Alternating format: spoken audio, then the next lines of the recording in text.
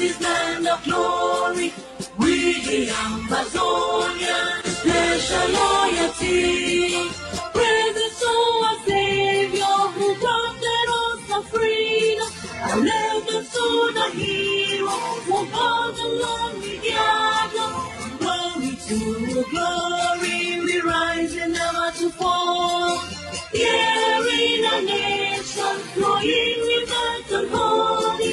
Glory, glory, glory to the Father for making you a nation, a joy forevermore. Ambazonia, land of freedom, you shall live in plenty, meet in our need, and your children shall be like the stars above. The Most High God being the watchman of this nation. Ambazonia, land of freedom, you shall live in plenty, meet in our need, and your children shall be like the stars above.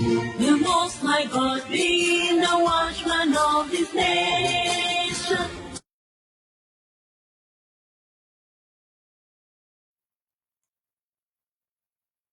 My fellow Ambazonians, dear soldiers of our War of Independence, fellow citizens of Ambazonia, I've come today to have a briefing on the state of our War of Independence, to tell you how far we have come, where exactly we are, and where we are headed to.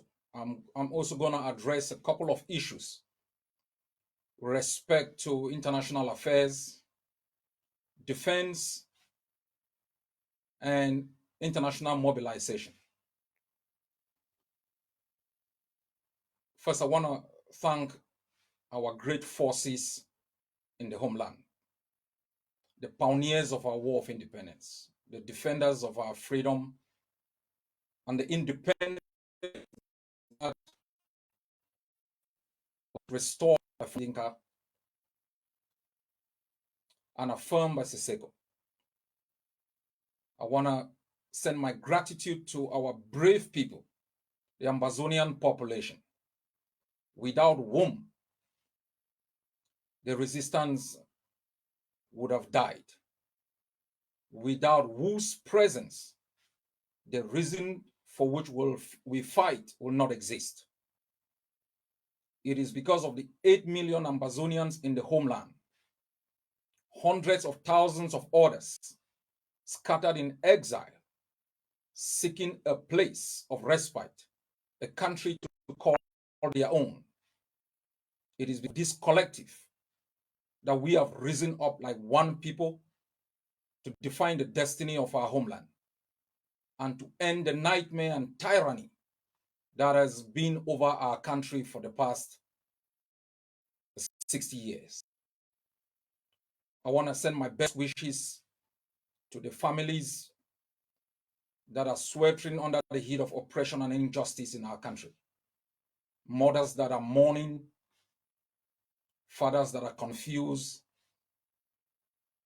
families that have loved ones whose liberty has been taken away from them and they are languishing in the dungeons of Cameroon. Families that have buried patriots who have given their lives for our country. I want to make this solemn promise to you. Cameroon's tenure in our country has come to an end. This never again generation has written the last chapter of Cameroon's presence in our country. Whatever is happening now is the last fight of the black on black colonial project that has existed over our country for the past 60 years. There will be good days for us. There will be bad days for us. But the overwhelming reality, the tenure of California, and your country is yours to protect. That is the solemn promise, the solemn obligation of this generation. It is no longer politics. It is not longer reciting of history, justifying the rationale for which we resist.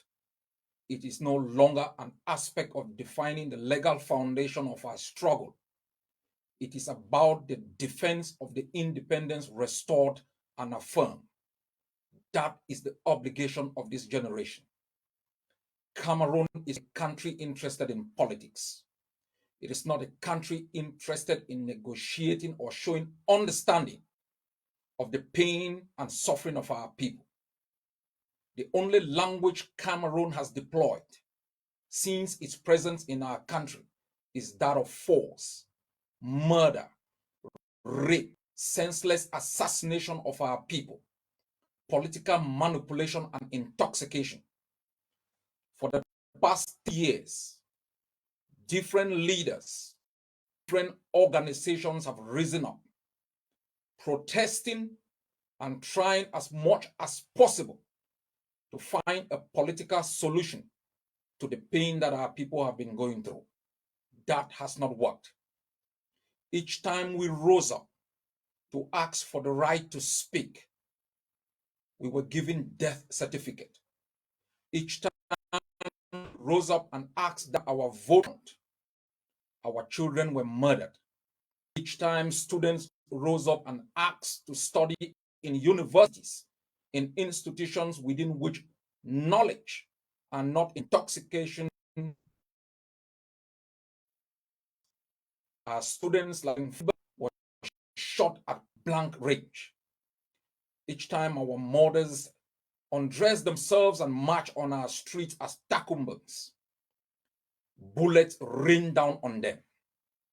Those who asked to speak with Cameroon to find a solution were kidnapped and deported to Cameroon and detained in the jails of Cameroon.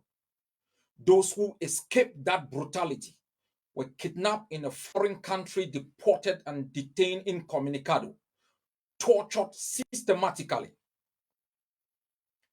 Children who simply stole Cameroon soldiers don't shoot. They were raped, asked to crawl in mud. We are dealing with a system that is thirsty for our blood. We are dealing with a system that respects for our own existence. We are dealing with a system for which human rights and the protection of human dignity does not exist. We must also understand this, my people.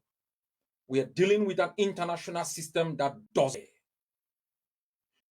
We are with an international system that has sat quiet and watched two old men, run a country for 60 years with rape its own people, murdered patriots. Two old men, they have dealt with them. They have received them in their presidential palaces. They have acclaimed them. Even when they've stolen them, they've congratulated them. This is the kind of international system we are dealing with. Hypocrites who do not care about human life. The only thing they care about is political stability that guarantees from alone peace and security and the extraction and spoliation that takes place in our country. We are dealing with an international system that sat by and watched 1 million was murdered in 100 days. They did nothing. We are dealing with an international system that has sat by in the past 4 years and watched how hundreds of thousands of our people are driven from their homelands, how SDOs issued decrees in the state of Manu asking villages to evacuate, how Samsoya head was chopped off, Mami Api burned in a home, baby Mata murdered. We are dealing with an international system that has watched Gabuts, Kumba students murdered. There has been no accountability. I'm giving you this background for you to understand. Right to exist, your right to life, to happiness and hope is in our hands. It is us who have bled. It is the General Fangs, the General Ivos, the RKs, and the others who continue to defend blocks. It is the old mom, the villagers, the patriots of Amazonia who risen up every time to defend our independence. No one has spoken for you in our homeland. And you must come to this solemn understanding. Only a powerful people are respected. Only a determined people willing to give their blood, lay their life cause, are acknowledged. Only a people willing to write their own story are recognized. We are that people. We are that generation. And I want you to be steadfast. Don't blink. I understand the pain, Amazonians. I understand the suffering, the uncertainty. But for 60 years, we have pontificated about our own existence, our own right in the country of our birth. We have hoped on Cameroon. It has failed us. We've hoped on the United States, hoped on Canada, the United Kingdom, the United Nations, the European Union. We have hoped on the Commonwealth. They have betrayed us. They have stood by and watched an assassin, a killer, murder our people. They've done nothing. My fellow countrymen and women, I would like to talk today about the state of our defense. Remember this. The only reason I am able to stand here and speak is because some brave men and women have left their homes in the past 4 years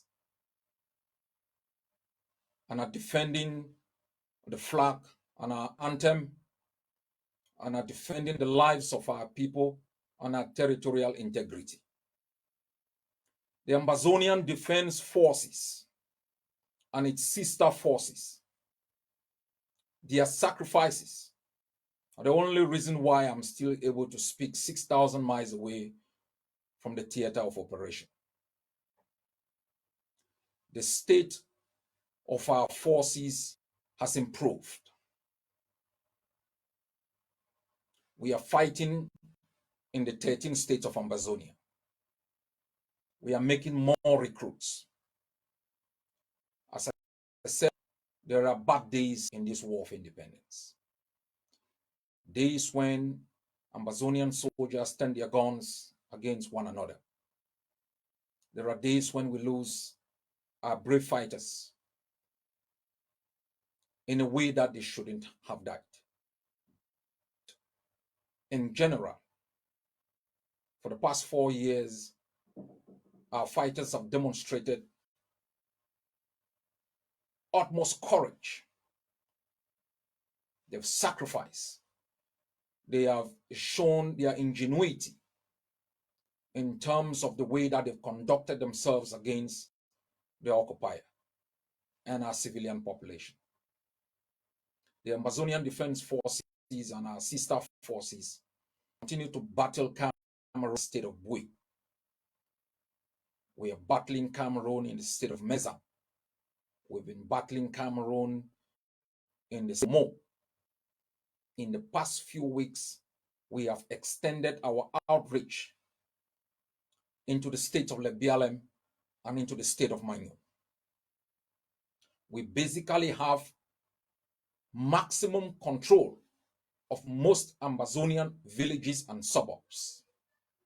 Either the Amazonian Defense Forces or other forces, the TTAs and others, the Red Dragons, they are fighting in their own blocks, defending those blocks. I can assure our people the state of our forces is good. It could have been better if we did not inject some of the kinds of tribalism, some of the kinds of political intoxication and manipulation that undermine courage and integrity of our fighters. We could have been better if we didn't have infiltrators that saw our resistance as a platform to make money and to gain political power at the expense of our fighters. All is not good. We have lost ground, as I said, in certain states. Even though, as I reported the last time, we are picking up momentum in the state of Fako. We were about taking over completely that state when General Ivo was alive. But because of some of the tribalism that I have explained and the infiltration orchestrated by Cameroon and internal enablers, we have lost some grounds. But because we are aware of the importance of Fako as our capital state and its strategic importance with respect to La Republic, we have been building momentum, and we will continue to make sure that we put our soldiers within that state of high state of preparedness to be able to implement the strategy that the Amazonian War Council has designed. Also in the state of Meme, we have lost some grounds, and that is why it has been possible for Cameroon to murder students and to be able to manipulate certain part of our population. But we are extremely very grateful for the tenacity of the population in the state who have rejected completely the calls from colonial deals for them to disrupt or not to respect country Sundays and Mondays. They have vehemently opposed any call by the Cameroon occupational regime for them not to respect ghost towns. I want to make this abundantly clear to the citizens in Victoria. I am disturbed, and we are all disturbed and alarmed that you continue to follow the rules set by the occupier. There will be consequences for any city that continues to function according to the law put by the murderers who have killed and bled our people.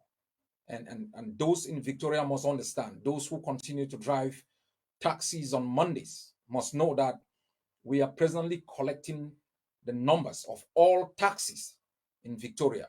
We are currently taking videos of all taxis, and we'll be putting them on our TV to shame and expose all those who continue to undermine the spirit of the Amazonian War of Independence. We will continue those cities and towns that continue to go along with Cameroon as enabling cities, and the collective shame of the Amazonian people will befall you.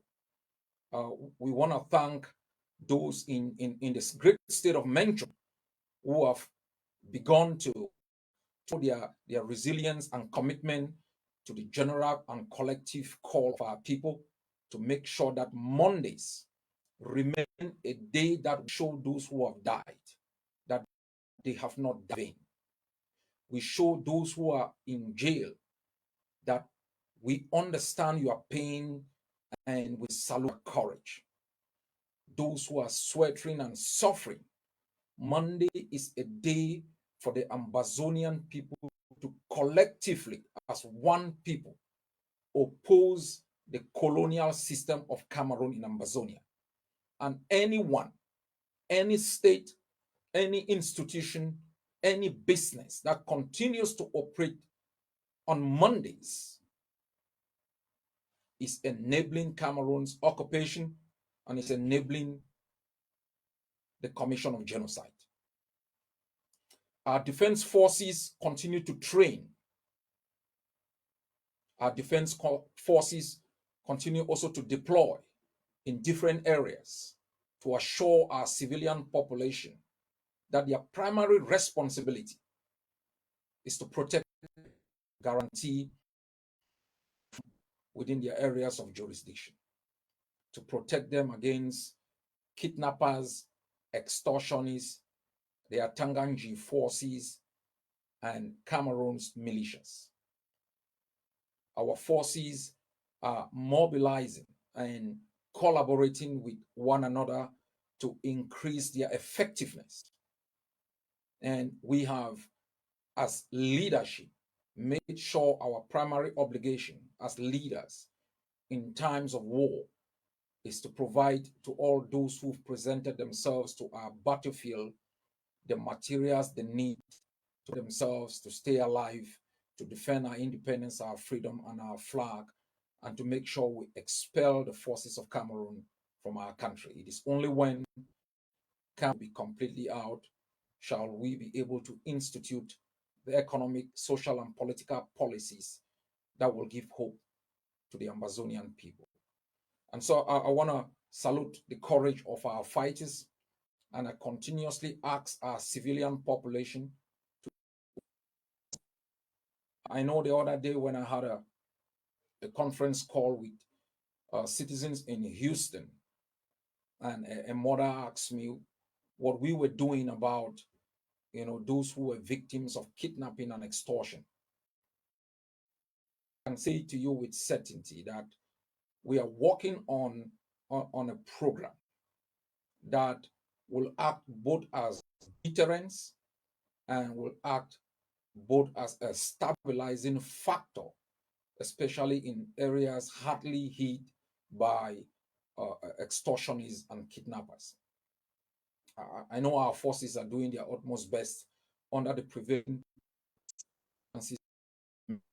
Some of these bad actors within our war of independence are arrested and tried based on our code of justice.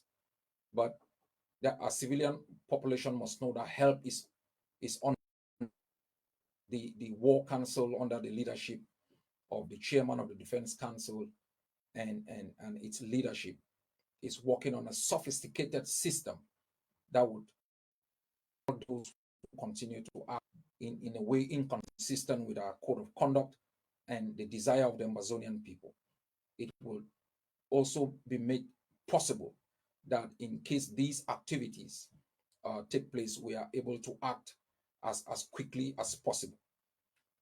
Fellow Amazonians, whatever we do, whether in terms of international diplomacy, whether in terms of international mobilization, depends solely on the ability of our defense forces to continue to act against the forces of Cameroon.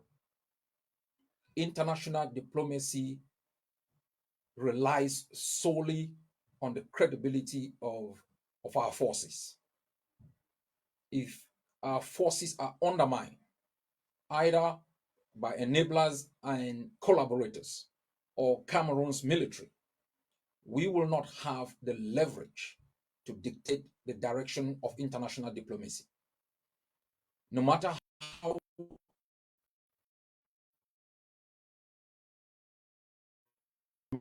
for us, they will as a domestic issue of Cameroon and will ask Cameroon to deal with it. And our experience must and should tell us for the past 60 years, from Legnos to murders committed by Cameroon's forces, helicopters dropping grenades, for our comrades. Nothing has our comrades detained in perpetuity in the dungeons of Cameroon, dozens of our activists killed in the jails of Cameroon. Nothing has happened. The only time the international community has spoken or listened has been when we have also invoked our right under natural law to defend our own space, and fight Cameroon soldiers, make them also feel the pain that we have felt for the past 60 years. So I call on all of our compatriots in exile to understand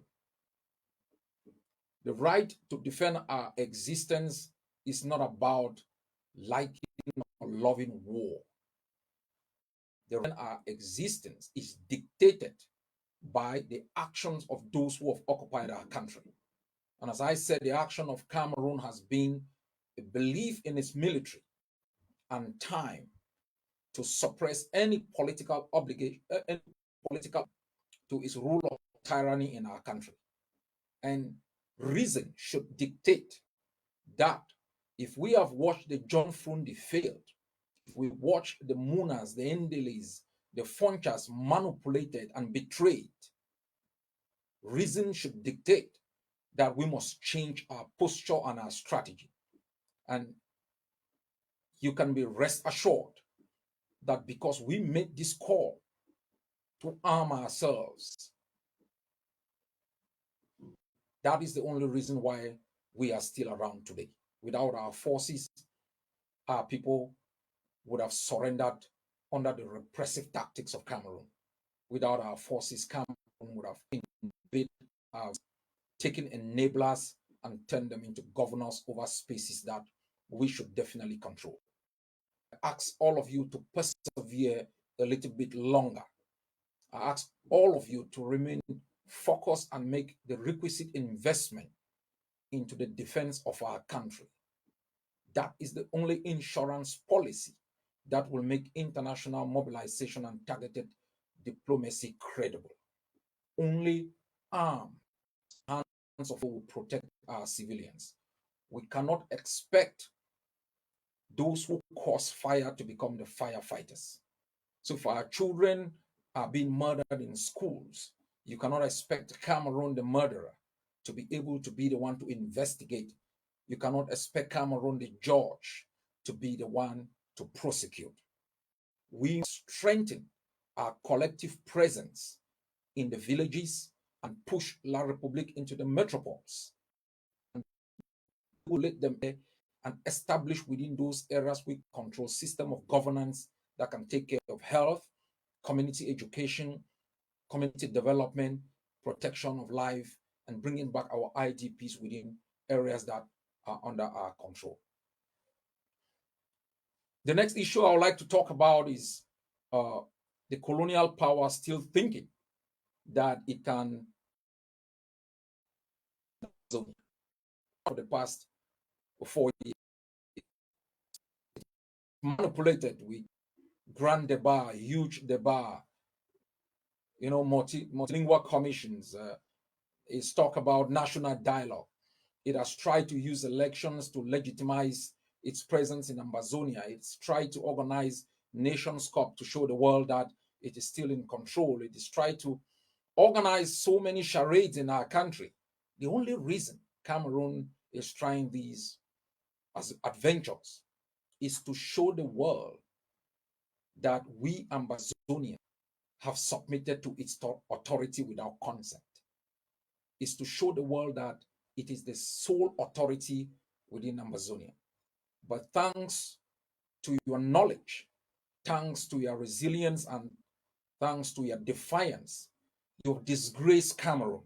You've made it, after all, even when you could vote, your vote never counted. You elected people who could never become mayors. You elected people who could never become president. You elected people who could never become parliamentarians. In times when you could vote, your vote never counted. In times when empire has deployed its military within our homeland, you must know that it has lost legitimacy. And so you have shown in the past few years that the era of Cameroon's preeminence within Ambazonia has come to an end.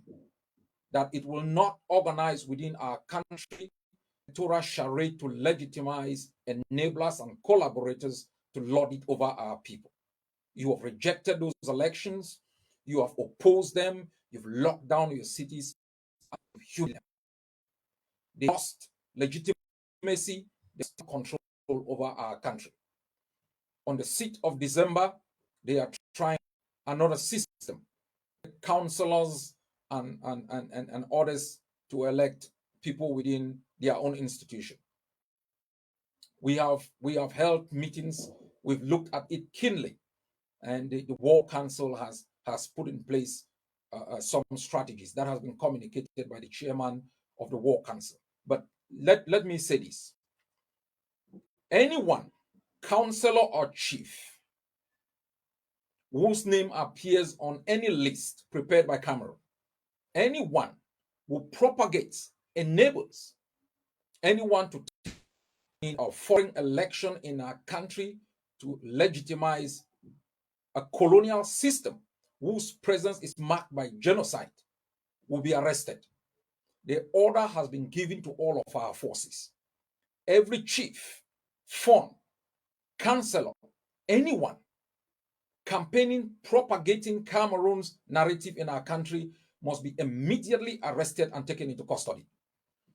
We know most of these chiefs and enablers have escaped into Cameroon. Some are hiding in Douala, some are hiding in Yaoundé. We are trailing you. You will be arrested.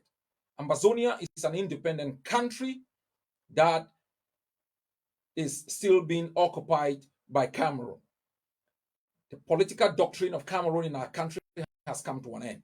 We have turned the page. This is a new era, an era for the Ambazonians, and declare our species established during the period of transition, credible institutions that will institute an electoral code that gives everyone the fair shot in voting, establish the kind of political system that will operate within Amazonia. You will have the solemn opportunity to decide your governors.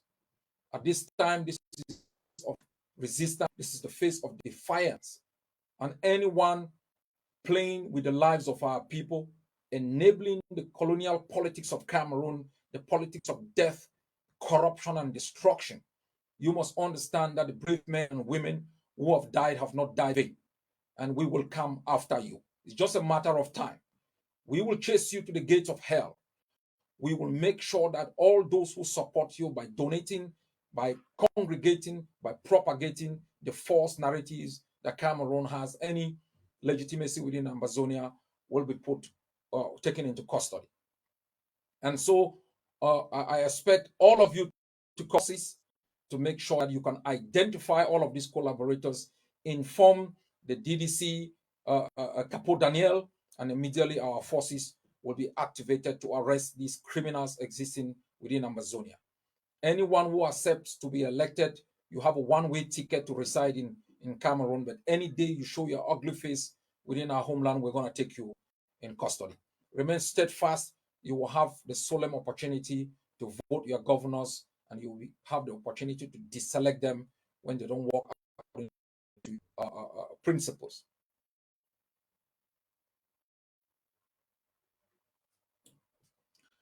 Let me talk a bit about some issues that are classified under international affairs. I have made a reaction to. Well, first, let me thank Lord Botha.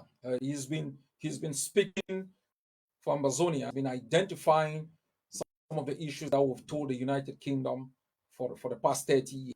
I'm really ashamed to think that at this stage in the 21st century, the United Kingdom is still unable to recognize its betrayal, that it transferred sovereignty, from Boya to Yaoundé, and that because of that miscalculation and betrayal, thousands of our people have lost this and millions have been displaced from our country. And so I want to extend my gratitude to Lord Botha for continuously speaking for us at a time when we cannot speak for ourselves. And I am grateful that they are moving gradually away from the rhetoric of, the United Kingdom recognizes, Cameroon, to that of looking at the root causes that have compelled us to this resistance. And we are also able to report that we had asked the United Kingdom to clarify its position on the issue of self-determination.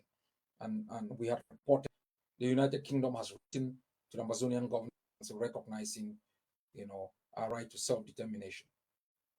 And so continue to encourage members of the House of Lords and others. We've been communicating with some of them to push, Her Majesty's government to take a more firmer position on the issue of our sovereignty, and to make sure that Cameroon is held to account for the crimes that it continues to commit in our country. We will continue to do our targeted diplomacy to bring pressure to bear on Her Majesty's government to make sure it can recognize its failure in the decolonization process, transferring sovereignty from Boya to Yaoundé, abdicating in its solemn duty as a good midwife, delivering this child from the system of trust to that of complete independence. I'll also talk more reacted to the statements, the interview made by the Canadian High Commissioner. Now, I spoke about the United Kingdom. 300 years ago, the United signed a treaty. England signed a treaty with Scotland to be able to be part of the United Kingdom. They signed a treaty. Treaties are international instruments that are UN Secretariat and can be invoked when the premise of those treaties are violated. They are recognized as international understanding that can bring people together. And as I said, it's so sad to still hear people from the United Kingdom claiming that somehow we are part of Cameroon. Know clearly well that the premise of the UN Trust based on Article 76B was not met, and even UN resolution after the visit were never fulfilled. And as a parliamentary democracy, the United Kingdom was not standard. Even a plebiscite was just an expression by the Amazonian people of a sense of direction, and it can only become binding and legal over Amazonia through an act of parliament. Same way that voting to leave the European Union only became binding an act of parliament. The direction the Canadians have taken. The Canadians have been the country that has been funding the so-called Swiss process, and it's shameful that a country is going to get its taxpayers' money and inject into a process without having clarity on the purpose of the process. It's whether it's going to succeed or not, and it forms without having the possibility to speak to the Amazonian party. And as I said, there is no compromise again, because Canadian High Commissioner said both sides should compromise. Cameroon it's like an armed robber that invaded our home, and it's sitting there with gun and bullet. We are out, and there is no compromise to respect to our land. We can't share the land with a brutal occupier, so we cannot surrender part of our sovereignty to Cameroon. It doesn't exist. So there is no compromise to be made with respect to our territorial integrity and the fact that Cameroon must withdraw to its border at independence. It was demarcated in 1919, and the Canadians are quite aware of that. Secondly, in terms of compromise, for close to 60 years, we've made compromises. Funcha compromise. What happened? He was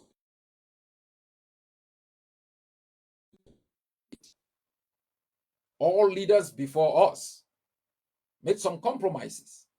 Even Fongoji Dinka, who restored the independence, he was the president of the Cameroon Bar Council.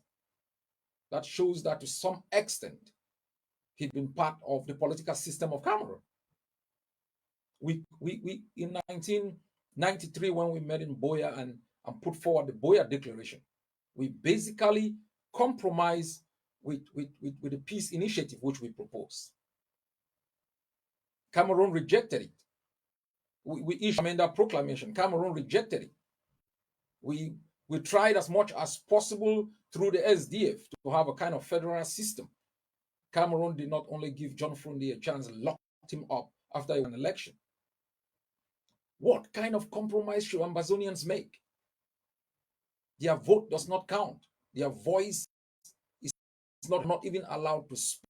They are not allowed to lay claim over their land. We went for close to 30 years without a university. We had to finish high school, go to Yaoundé to study in half-baked French and in pidgin language. Our GCE board is denied. We are denied the right to control it. Even the universities that we fought and with our blood handed over to be managed by CPDM cohort. Our land, CDC, that have a big Sonora, taxes paid in Douala, managers always from Cameroon. What again should we compromise on? Our own brothers and sisters are locked up in Yaoundé. People murdered for simply raising our flag, singing our anthem. So what the Canadians are asking us to do is to surrender. It's not compromise. What the Canadian High Commissioner was talking about is for us to surrender under the last autocratic political dispensation within the continent of Africa. I invite the Canadians to join us, the first democracy in the continent of Africa, to oppose this tyranny for the good of the Amazonian people and for the good of the country and for the good of the bilateral relationship between Boya and Canada and between Cameroon and Canada. The future is not for autocrats. Amazonia is the anchor of not only economic prosperity within the Gulf of Guinea, but the anchor for political stability that will guarantee trade between Amazonia and Canada. So why would, in the 21st century, more than 30 years the Berlin Wall came down,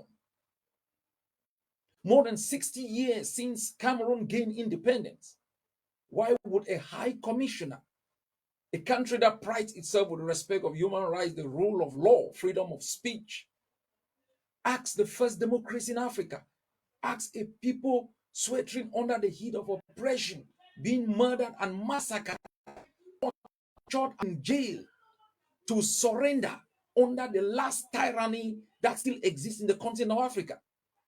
What about democracy? What about justice? What about freedom? What about all the virtues and values that Canada prides itself with?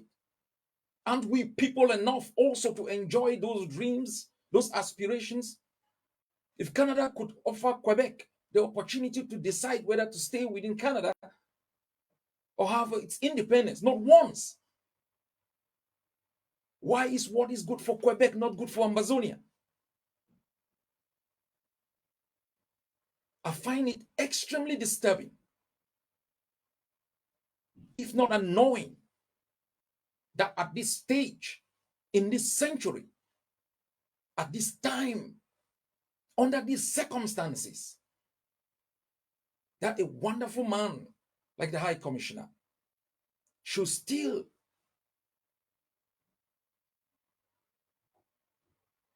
be afraid of an assassin, a more than 90-year-old murderer who should have been arrested or referred to the International Criminal Court for the crimes he is not only committed on the Amazonian people, but on the Cameroonian people too. Stand with Amazonia. We are the future. Cameroon is history. It is not only going to crumble, it is going to splinter. Cameroon as it exists today, history.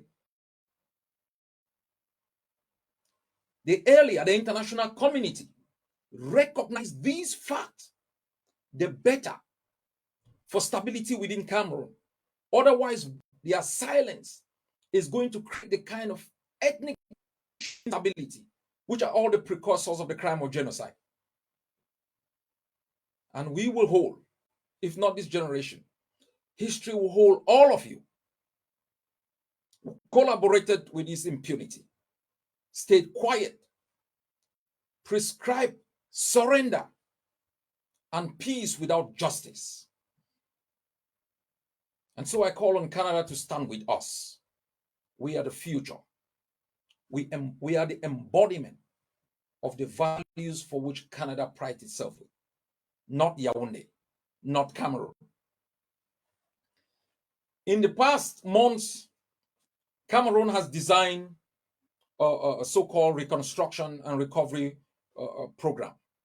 And Cameroon is working with an agency of the United Nations, the UNDP, the United Nations Development Program, to try to institute some developmental recovery projects within the territorial space of Amazonia. The UNDP has reached out to us severally. The Vice President of the Amazonian Governing Council and the delegation of the consortium and others met with the UNDP and made it absolutely clear that in times of war, where Cameroon is still acting with impunity. It is it is something that we cannot comprehend, how a United Nations agency will want to engage in a recovery program in the middle of a bloody war. And we had submitted our opposition to any form of recovery project within the state of Ambazonia during this time, and project designed by Cameroon. The UNDP has reached out to us again. UNDP has spoken with the DDC, and we have also made it clear yesterday that, number one, Amazonia is an independent and sovereign state. Cameroon cannot design a development or recovery project for the state of Amazonia. For 60 years, Cameroon had the political power, the military dominance to our resources, use it to develop Amazonia. It failed. It exploited our resources, built a large army to keep us under oppression. It did not even take the money to develop its own country. It abandoned our hospitals. It abandoned our schools. It abandoned our people for 60 years. Each time we have called their attention to the lack of development, infrastructure at the foundation of prosperity, thousands of people dying on our streets, on our highways because of bad roads, people dying out of hospitals because they are dilapidating. Hospitals are full of stench. Beds are all rotten. You don't have light. You don't have proper care. People are poor without money. They cannot have any kind of proper care. People treat symptoms rather than treat illnesses because of the lack of money. Conditions imposed by Cameroon. Cameroon has borrowed money from the international system, International Monetary Fund, the World Bank, bilateral donors. Its ministers and operators have stolen this money. It is highly indebted, as by the time it is going to leave Amazonia, we will be owing a lot of money on issues that we know nothing about. In the middle of a war, have 1 million Amazonians internally displaced, hundreds of thousands of Amazonians living as refugees in Cameroon, thousands of Amazonians as refugees in Nigeria, villages burned just a few days ago. After Cameroon has designed, a program for recovery and reconstruction, houses are being burned in Bafut. Mothers and fathers are sitting on pavements. How is it possible that a United Nations agency take all of these things into consideration in attempting to work with a genocidal regime that has imposed so much hardship on our country? We will not allow any agency, whether under the European Union, under the United Nations, or the African Union, to work with Cameroon on anything that has to do with Amazonia. Any institution within the international system must recognize Cameroon has no authority over Amazonia, no more. If any international institution wants to operate within the territory of Amazonia, even in areas still under the control of Cameroon, it must get permission from the sole people that have the sovereignty over that homeland, represented by their leaders. And I say this without any negativity towards these international institutions. I know they work under difficult circumstances. They are state-centric institutions. Their power is derived from states, and so they work according to premises, guidelines, principles that are developed by states, and they cannot simply undermine those principles. But if the United Nations had clarified the legality of Cameroon's presence in Amazonia, it would have come to the conclusion that Cameroon has no legal foundation on its presence in Amazonia. If the United Nations had also studied properly the principle of self-determination, the basis upon which this can be invoked, it will understand that this doctrine or principle is mostly invoked when a claims sovereignty over a people does not or is unable or unwilling to guarantee the rights of those people. Those people can no longer rely on that authority for the protection of their rights. For 60 years and mostly in the past 4 years, Cameroon has shown through its actions in our villages, its actions on our people, that it cannot, is unwilling and incapable of protecting our people. And so the principle of self-determination is a natural principle that should be invoked by all international institutions. We are happy that these institutions have begun to recognize that there are new landlords within that territory, that the right are gradually gaining control, and so they are reaching out. We have had meaningful discussions. I have read the position of Dr. Akwanga, granting blanket authorization to the UNDP for its program. Let me say this, and I say this with all due respect for the sacrifices of Dr. Akwanga, his leadership, what he represents. The one thing as leader of the Amazon Governing Council that I have never done and will not do is to take positions that have direct or indirect consequences on our people without having massive understanding of the implication of that position. Every position the Governing Council has taken in rejecting the Swiss process has not in any way affected the Amazonian people. The position we took in rejecting unilateral fire has not in any way affected the Amazonian people.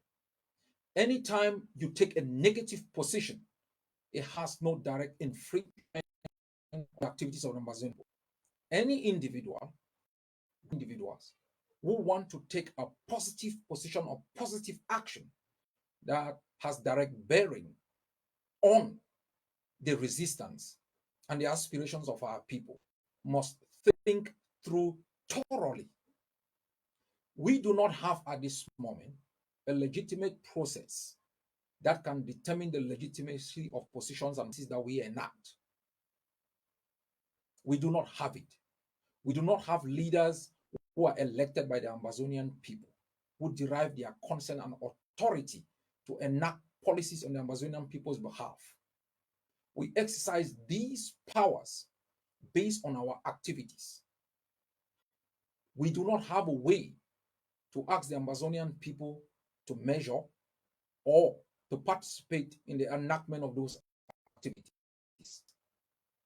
And so we must be very careful. The Amazonian Governing Council under my leadership will not allow any policy taken by any group or individual that has any negative impact on the resistance, on our ability to function as a people. Even if the international institution will operate within territories controlled by those movements or individuals, we disrupt it. That means no matter who takes a decision that actively affects our war of independence, we will interrupt it. And let me say this abundantly to anyone. We have the ability to do that. If you pass through the areas controlled by the Amazonian Defense Forces and our sister forces to undertake actions that are inconsistent with the spirit of our war of independence, we will stop you. We make decisions carefully. We think through every decision we make. It goes through enough scrutiny it goes through a test system in terms of comparing how other people have made such decisions, what effect such decisions have had on the resistance of those people. And so let me send this message of caution to others, that I advise everyone to think through thoroughly. It has hardly occurred that my office will take an impactful decision, consultation with others. It has hardly occurred. And make any decision that we do not deem relevant and a reflection of the collective position of the Ambazonian people. The Ambazonian people have expressed their desire to name their country Ambazonia. And in their article, that's why when the Swiss described us, the Northwest and Southwest, we immediately reminded them of the position of the Ambazonian people as reflected in all of their paraphernalia, their states, that we are a Paul Ambazonian and West and Southwest. That is a collective position of the Ambazonian people. When the APLM called for a unilateral ceasefire, massive rejection across it could have still been right. We are not saying that sometimes leaders will not make decisions that the general population find unacceptable, but that will advance our struggle. But how do you come to the conclusion that a decision that the Ambazonian people feel are not sure about is going to foster the struggle? You are going to test that decision against reality. How do we call for ceasefires in a situation where the regime of occupation is practicing genocide in our country? Is it common sense to lay down your own arms to call for a unilateral ceasefire without commitment from that genocidal regime, without assurances from the United Nations that they were going to send at least some monitors to ensure that our people are not massacred, or that our fighters who don't have permanent barracks are not took from their homes? There are things to do that will send a message to the world and to our people. We have taken enough time to make sure that the decisions we make are sensible enough, are rooted in good judgment, rest on a foundation that is solid. And so I want to send this particular message to the United Nations, all its agencies. Ambazonia is the territory of the Ambazonian people. Yaoundé has no authority over Ambazonia. Occupying to protect us, it cannot provide us for humanitarian assistance. It cannot even commit to this at the international level that could lead to a negotiated settlement to terminate its territory. And so any program done within the territory of Ambazonia will be a program where the Ambazonian Governing Council and any United Nations agency, it will be an indigenous Ambazonian program that reflects our own values and our own tradition. That will be implemented by a joint team of the Ambazonians and United Nations agencies.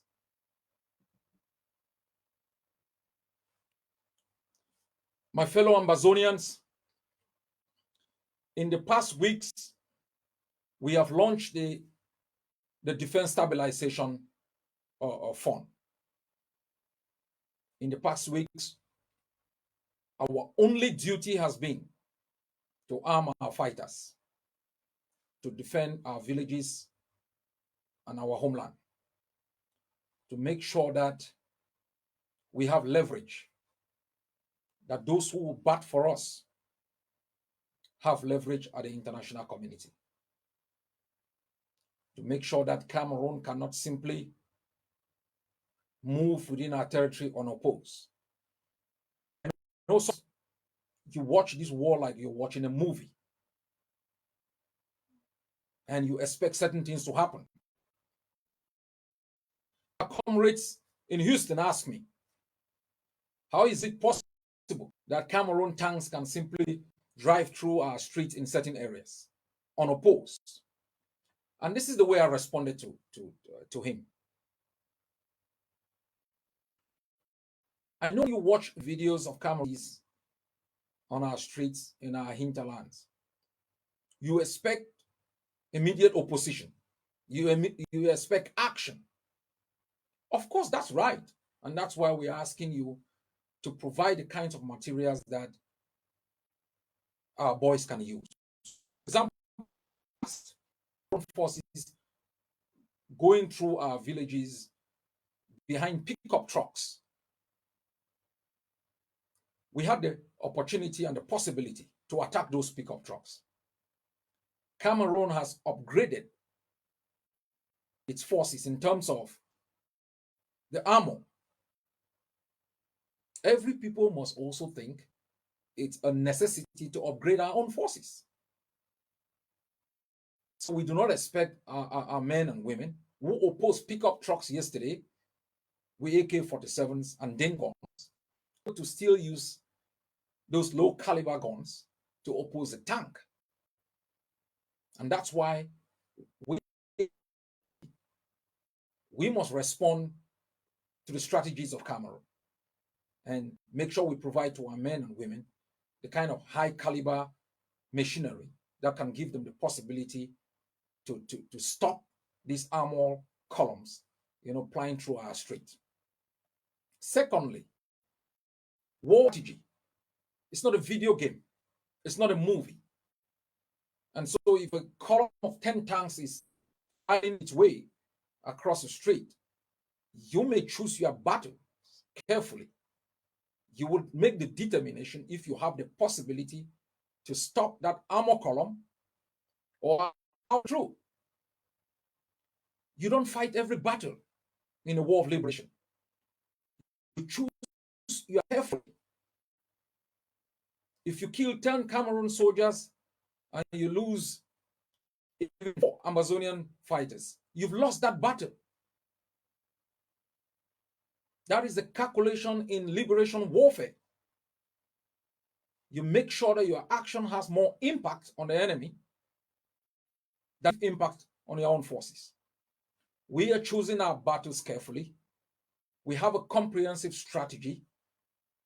We understand what we want to achieve. We want to degrade Cameroon's ability to make sure they cannot themselves as a political institution in Amazonia. We want to make sure we cannot allow them to collect taxes, exploit our resources. We want to make sure we increase the cost of their presence in our homeland. Those are strategies that will undermine Cameroon's ability to even govern itself. That's how the Eritreans crumble Ethiopia. We might not be able to use our military to achieve outright victory, but the strategy we have put in place make sure it undermines Cameroon's ability. It undermines Cameroon's ability for economic exploitation and extortion, disgraces Cameroon internationally, and shows the international community that Cameroon is an occupying power that should not be in our country. We are making sure that we stabilize our forces, give them the ability to control our cities, to protect our population, to undermine kidnappers and extortionists, and to provide the kind of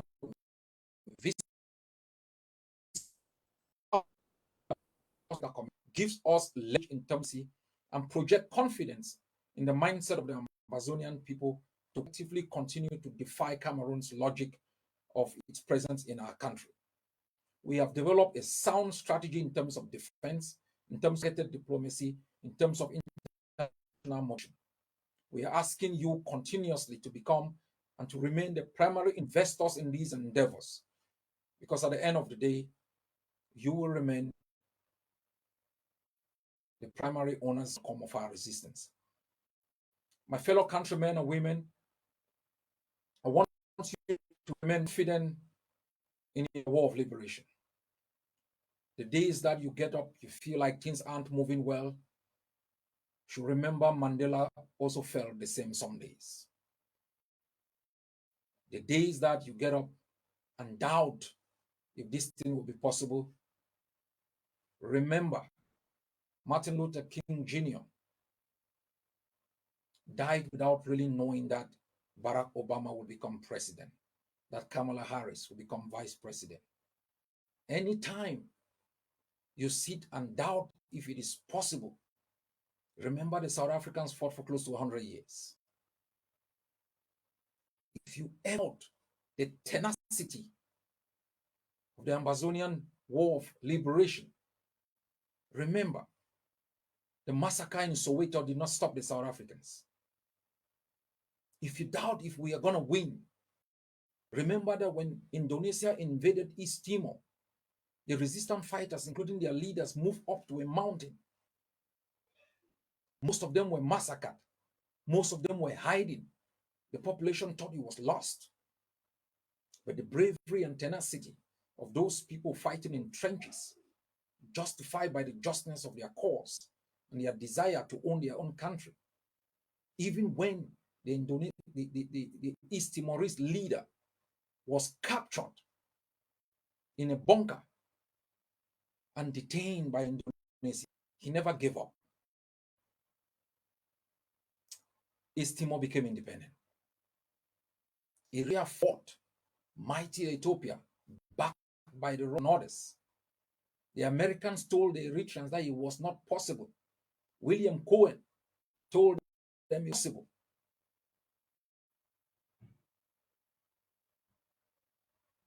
The daredevil Eritreans with their shoes and knew that going back was not possible either.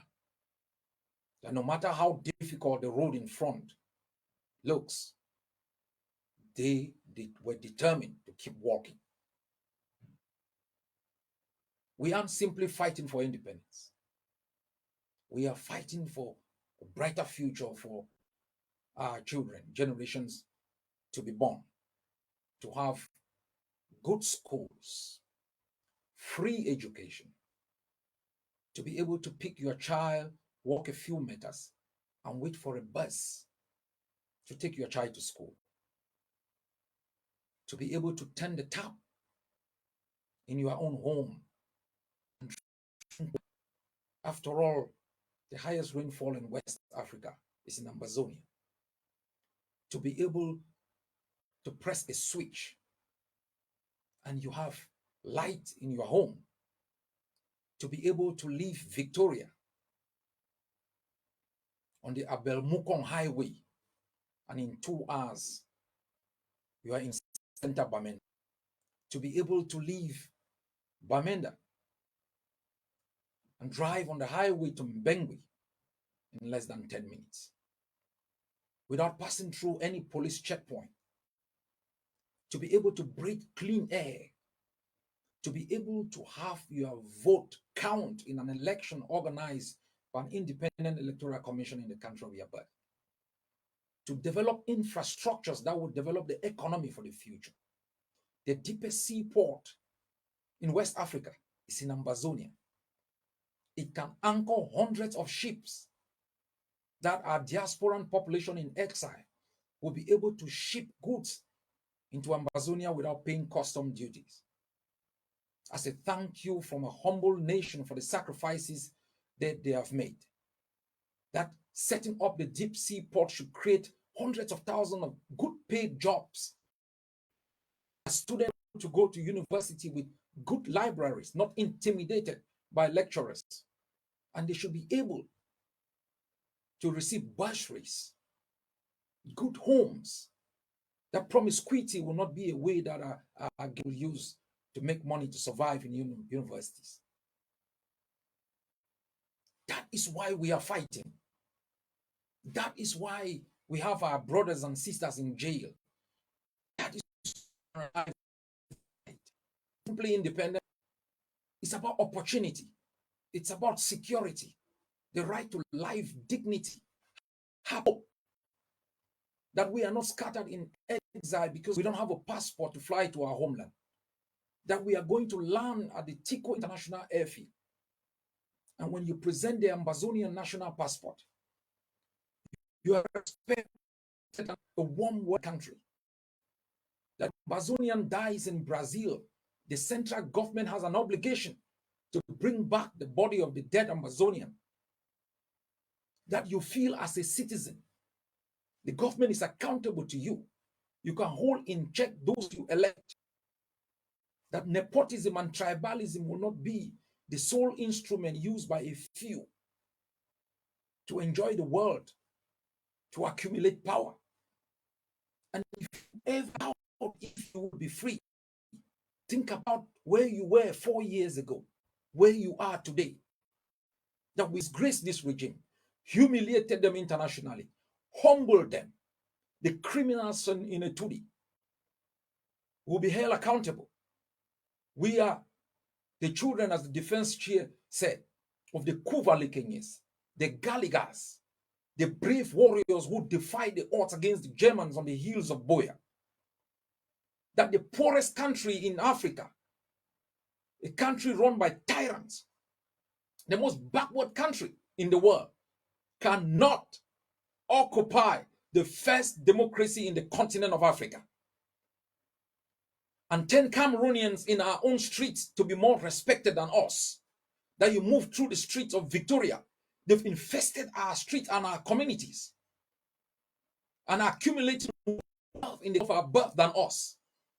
That you go to Cité 6, Cité Nanga, and you find Cameroonians are living in luxury in our own country. And that we are living on cassava, on gari, we cannot buy sugar, we can't buy oil, we can't good food in the land of those who have emigrated from the desert are able to take over our own country, torment us as though we owe anything, lies us, attack our integrity, make us to depend on them. These Nyamfukas have come into our land, turn us into slaves. And the Canadian ambassador says we should compromise, that you should capitulate. I ask you to remember the words of Weber in their parliament.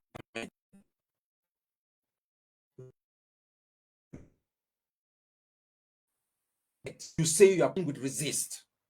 Make your children proud of you. Make your children, great children, rise up and read in books of your bravery. That you were never type. You didn't surrender in the face of tyranny and tragedy in the land of your birth. That you stood up when kids were murdered in Gabo. That you rose up when Mamia P was killed. That even when it was difficult, you remember Ella will never give up. You remember Martin Luther never enjoyed the fruit of his own sacrifices. Malcolm X, the Lumumbas, the great warriors, still alive, and all those gone before us. It's the land of your birth. Don't blink. Don't give up. It's painful. It's hard. The road to victory is difficult. It is not walked by the faint-hearted, by those who reject tyranny, reject oppression, reject killings and extortion, reject falsehood, and stand for the truth. Stand to be counted amongst those who have lived before us and are seen as legends in the world. That story of the Ambazonian people, that is the obligation of this generation. Don't give up. Fight Cameroon until the last soldier of that country is voted out. Give a chance to all those detained in prisons in Bamenda, in Yaoundé, in Douala, and other places to walk home in a free land And all of us collectively, as one people, will remember all those who have died for the sake of our country. God bless you all.